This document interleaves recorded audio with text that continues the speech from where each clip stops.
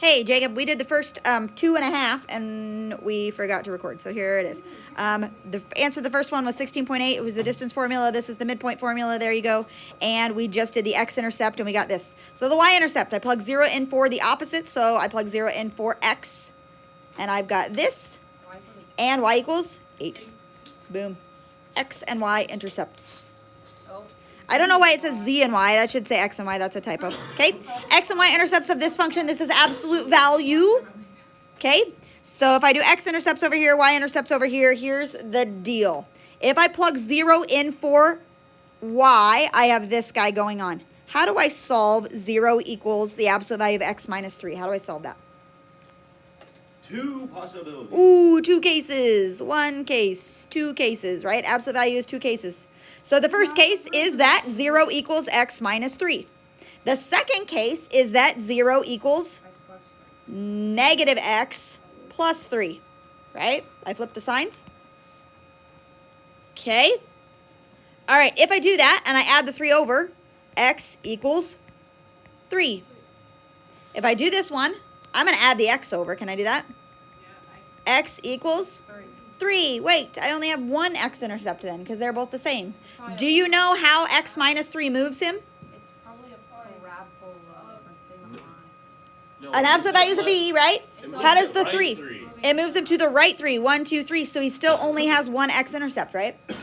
Okay. Oh, that's why. The y-intercept's going to be 3 too. Ooh, maybe. I don't know. If you plug 0 in for x, y equals, plug 0 in for x. I have this going on. That is negative 3, and the absolute value of the negative 3 is 3. So the y-intercept is 3 also. Am I going too fast? No? No? Okay. Perfect. Okay. Do you know what the equation of a circle looks like?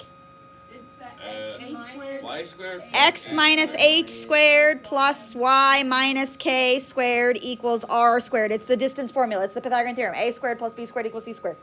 Okay?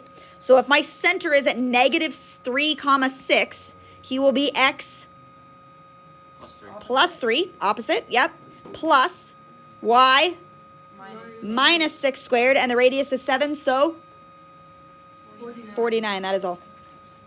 Okay? All right, now it gets a little bit trickier on number 6 because they don't give us what we need. The two things that we need to make the equation of a circle are the center and the radius, and we have neither of those two things. They say that my circle, which is like this guy here, is at negative 2, 0, which is right here, negative 2, 0, and 2, comma 4, right here. Whatever, 2, comma 4. There he is. So I don't have any of the things that I need. How do I find the center? The midpoint. I want to find the midpoint, right? So I am adding and dividing by 2. So what's negative 2 plus 2 divided by 2 is still 0. 0 plus 4 is 4 divided by 2 is 2. So my center is at 0, comma 2. Okay, now, how do you want to find the radius? We have options. We can do the distance from here to here and divide by 2, or we can do this distance or this distance. Use the distance formula from 0, 2 to 2, 4. Yeah, I like that because we have no negatives. Yep, I like it. Oh, gosh, undo. It's going to be 2. Right here. Okay, so I take the square root. This is the distance, right? The square root of 0 to 2 is 2. 2 to 4 is 2. And 2 squared is 4, and 2 squared is 4, and that's the square root of 8. So the radius is the square root of 8, and don't make him a decimal. Do you remember why? Yeah. So we've got this guy squared plus this guy squared equals my radius squared, right? Okay.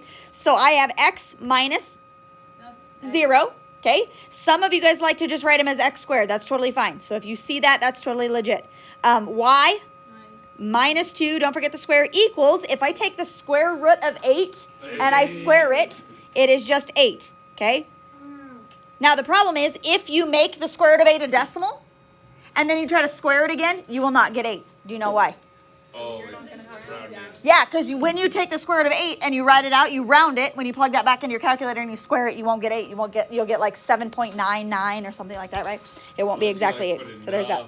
Okay? Enough decimals, and they'll just round up to 8. Yeah. Okay. 7. Determine whether or not the relation is a function. What makes them a function or not a function? X's and Y. X's don't repeat. Okay. Do the X's repeat? No. No. So he Wait, the x's cannot repeat. is a function. X's can't repeat. Yes, he is a function. But they can Now the y's can repeat. The y's can repeat, but the x's can't repeat, right? Because if I graph these, like let's say I have two y's that are the same, those two have the same y coordinate, right? And then I have like other dots over here, right? Whatever. Okay. This will pass the vertical line test. But if I have like another dot that has the same x, that won't pass the vertical line test. Make sense? Okay. So that is that. So he is a function. Determine whether or not this guy is a function. Okay, how do I do that? Determine whether the y He is is being affected. a function.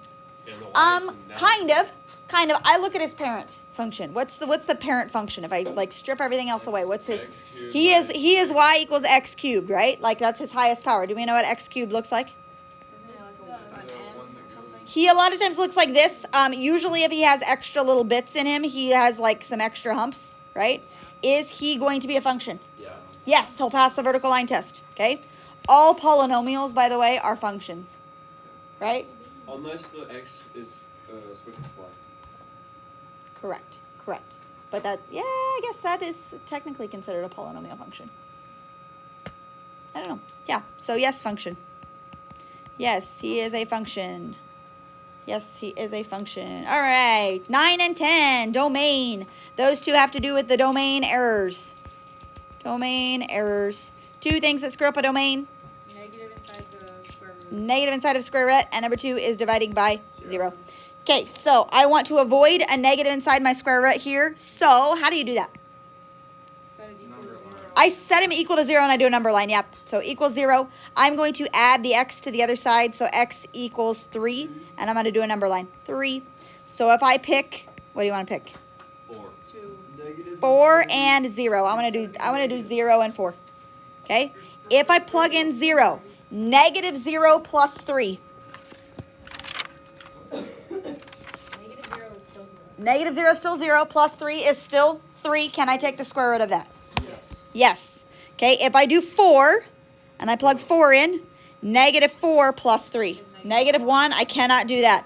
How about 3 exactly, if I plug 3? Negative 3 is 0. Negative 3 plus 3 is 0. Can you take the square root of 0?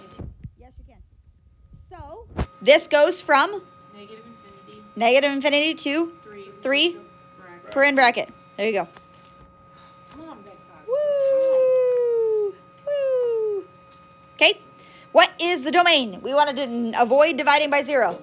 So just don't. So I just say t minus 6 can't be 0. Some of you guys can do this part in your head, right? Like you know that it has to be 6, right? So if I add the 6 to the other side, t can't be 6.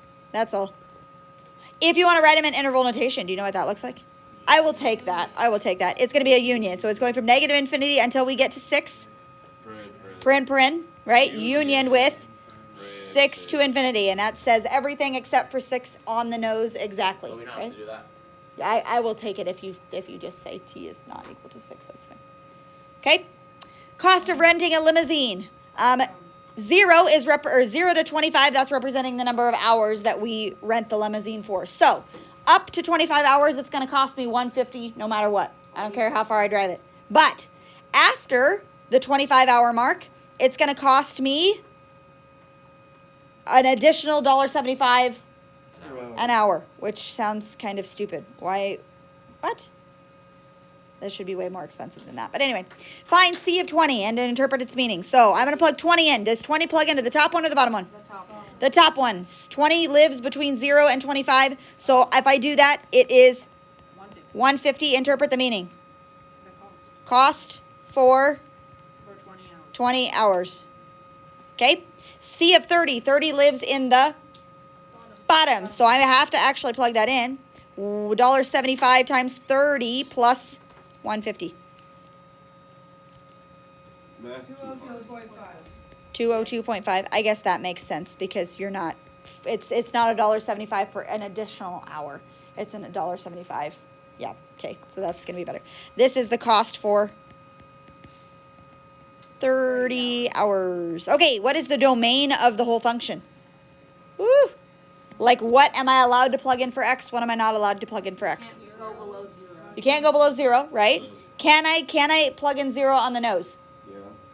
Technically. No, because if I could plug 0 in on the nose, then it would cost me $150 for 0 hours. That doesn't make any sense, right? So I cannot plug 0 in, but I can plug in 0 and anything bigger than 0. So 0 to infinity. Paren. Yep. Anything greater than 0 I can plug in. Okay, heaven forbid I have it like for 100 million hours. I don't know, but okay. Till the heat death of the universe. Let's do just a couple more and then we'll be done. Okay, use the graph to answer the following questions. I want to know the domain. Oh, it's worth noting that this is a closed circle and this is a closed circle. Okay? So the domain is left and right. He will go from what to what? -4 to 5. -4 to 5, both brackets. I like it. Both brackets. Okay, now the range of this function, I think we did this as a homework problem maybe one time or something. Or maybe a quiz, I don't remember. The range is up and down. The lowest he goes is -3. Does it touch -3? So it's bracket. And the highest he goes is 3.5. 3.5. Because he doesn't land nicely, if you would have given me 3.4 or 3.6 or something like that, I would have said that's okay. Okay, good? Good with that? Okay, find f of 1. That means 1 on the x-axis. He goes down to -3. I like it. Okay, what does it mean when it says compute? Just solve, right? F of -1, if I go to -1, that's 0. Plus f of 3 is like 1.5. So final answer? Plus 1.5. 1.5. Okay, that was really fast. Am I going too fast? Nope. Isn't F equal 1 negative? Wait. Oh, negative. Oh, negative. This was f of -1. Yeah. On part D. Yeah. Yeah, Okay. I did that. Okay. All right. Find the equation of the line. Pause.